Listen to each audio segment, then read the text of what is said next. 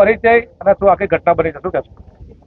મારું નામ Bakulbhai હરતનભાઈ Rabari, ward number 2 councillor, પૂર્વ માજી કાઉન્સિલર.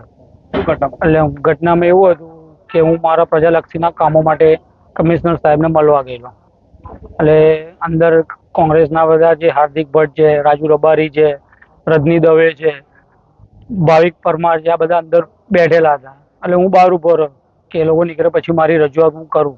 તો અમે બહાર નીકળ્યા ત્યાં પછી આ આપણે રવિભાઈ, જીગરભાઈ અને કાનાભાઈ અને અજયભાઈ અમે બધા ભેગા થયેલા. અમે એ લોકોની વેઇટ એન્ડ વોચ કરતા હતા. બહાર નીકળ્યા પછી અમે અંદર અમારી રજૂઆત હતી પ્રજાલક્ષી એ અમે કહેવા જતા હતા. એટલે અમે બહાર એ લોકો જેવા બહાર નીકળ્યા એટલે એ લોકો અમને પહેલા બોલ્યા કે લુખાઓ આવી ગયા છે, લુખાઓ આવી ગયા. એટલે અમે લોકોને એવું કીધું કે અમે તો કઈ વાત સાહેબને અમે કીધું સાહેબ અમે તમારી રજૂઆત કરવા આવ્યા છે, આ અમને ગમે તેમ બોલે છે.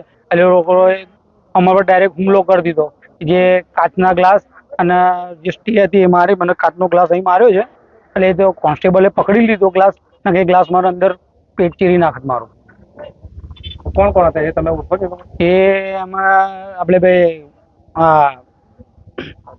રાજુભાઈ રબારી, હાર્દિક ભટ્ટ, પછી પેલો રજની દવે, પછી પેલો ભાવિક પરમાર, બીજા અન્ય 7-8 જણા બીજા જણા જોડ્યા હતા. તમારી શું માગણી? અમારી માગણી એક જ હતી કે અમને સાચો ન્યાય મળવો જોઈએ. આ હુમલો કેમ કર્યું કઈ તમને? અમારે કોઈ વાત જ અમારે એમની જો રજૂઆત જ કોઈ વાત જ એમની જો નથી.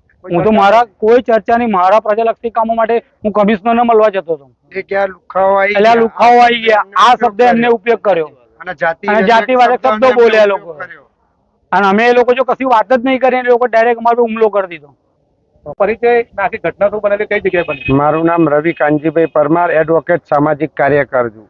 હું અને મારા સાથી મિત્ર જીગરભાઈ બ્રહ્મભટ્ટ અમે બંને કમિશનર સાહેબ જોડે અમારા વિસ્તારની રજૂઆત કરવા ગયા હતા. ત્યાં કોંગ્રેસના ઘણા લોકો બેઠા હતા, એમની રજૂઆત કરવા આવ્યા છે. અને અમે અમારા બધા પૂર્વ કાઉન્સિલરો અમે બધા સાથે મળીને વિસ્તાર માટે થોડી રજૂઆતો હતી એના માટે જતા હતા. તો એ લોકો કે આ ભાજપના લુખાઓ આવી ગયા આ પ્રમાણની અમારી ઉપર એમને કોમેન્ટ પાસ કરી. એમાં હાર્દિક ભટ્ટ હતા, પછી રાજુ રબારી, એમની જોડે 8-10 બીજા એમના મળતિયા હતા કોંગ્રેસના, અને અમારી જોડે અજયભાઈ પરમાર હતા, એ અમારી જોડે હતો. મારો ભાઈ છે એ બી જોડે આવ્યો હતો. તો કે એની ઉપર ખોટી કોમેન્ટ પાસ કરી, જાતિ વિરેક શબ્દ બોલ્યા કે આ ઢેડા ચામડિયાઓ કહે છે એમને શું કામ છે આ રીતનું. એટલે આ રીતનું તો અમે કીધું લોકશાહીની અંદર આ રીતના પ્રયાગ કરવા એ ખોટું છે.